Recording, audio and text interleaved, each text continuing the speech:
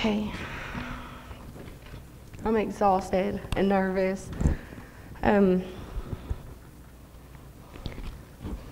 a crier too. The devil's really tried to keep me from being here today. I need to move this down.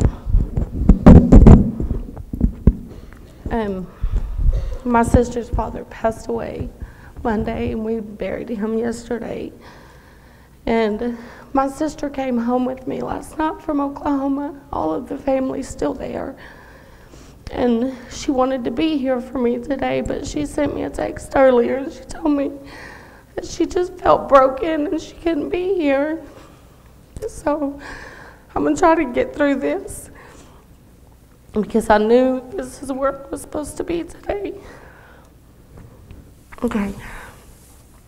This is a letter that I wrote about, 2 years ago? A year ago?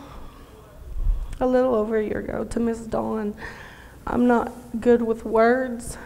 A lot of people that know me don't know much about me.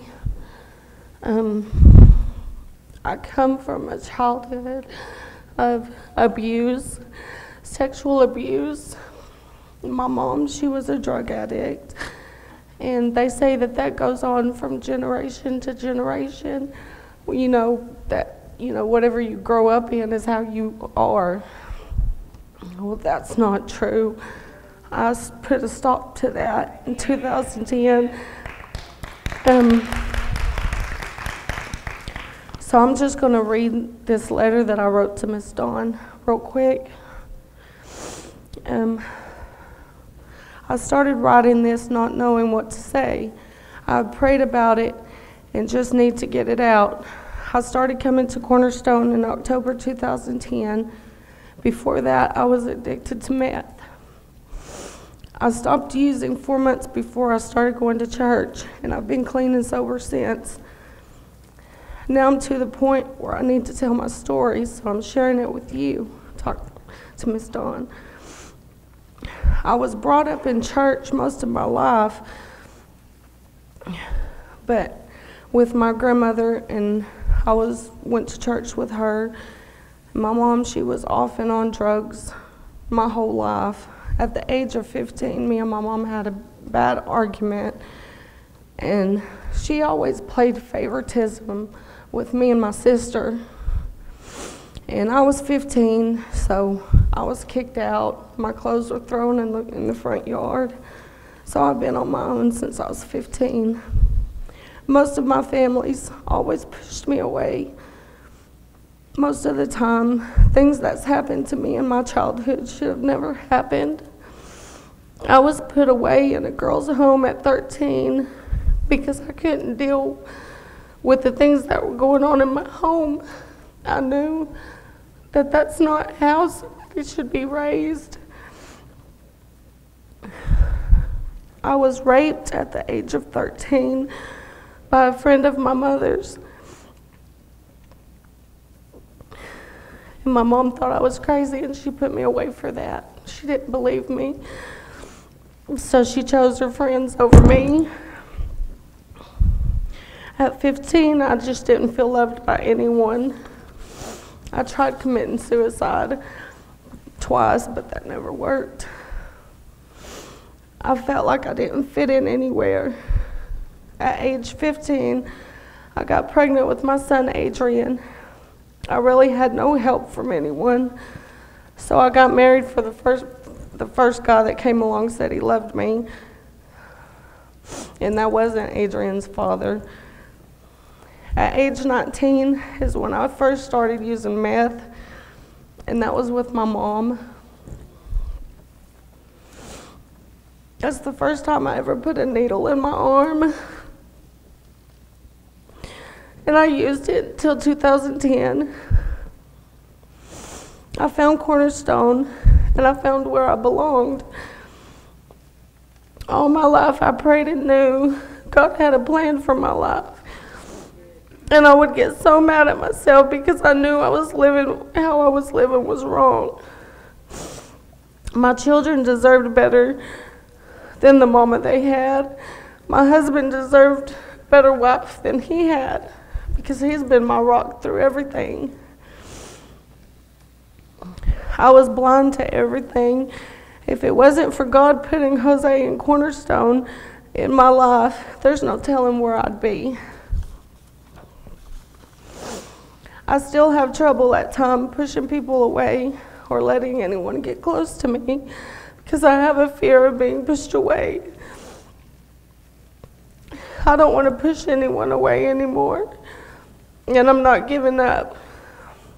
I know I'm forgiven by Jesus, and I know it's time to let go of all the hurt and pain and let God have his way in my life.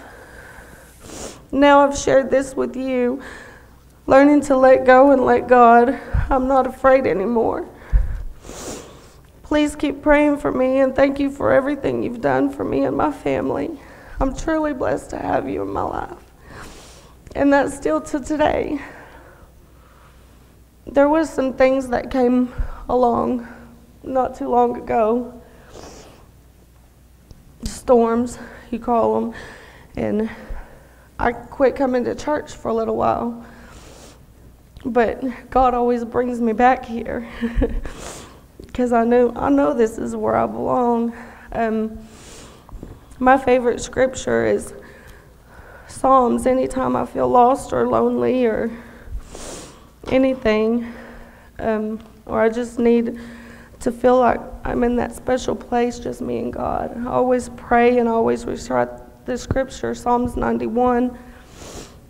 He who dwells in the secret place of the Most High shall abide under the shadow of the Almighty.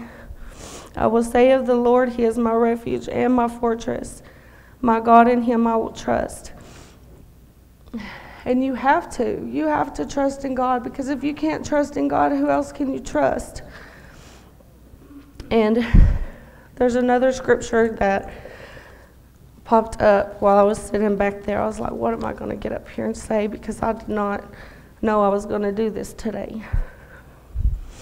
And it is Romans 8:5. And this is especially for me.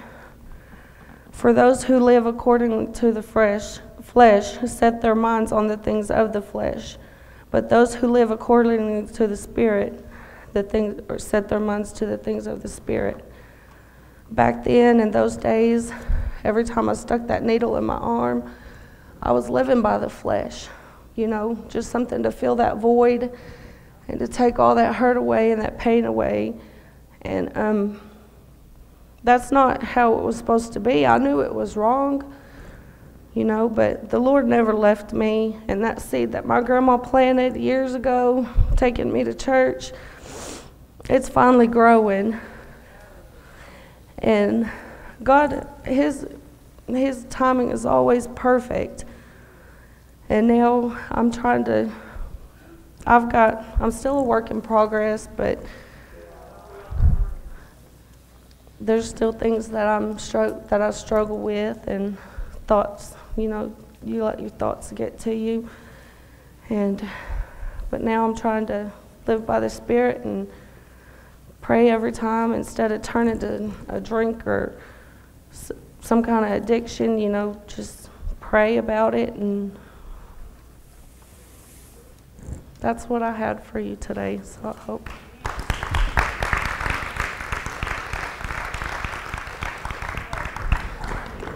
Good job. All right, ladies. I told you she had a story to tell, and she's got some more story, but she didn't have to tell it all at one time, and there's a lot there, and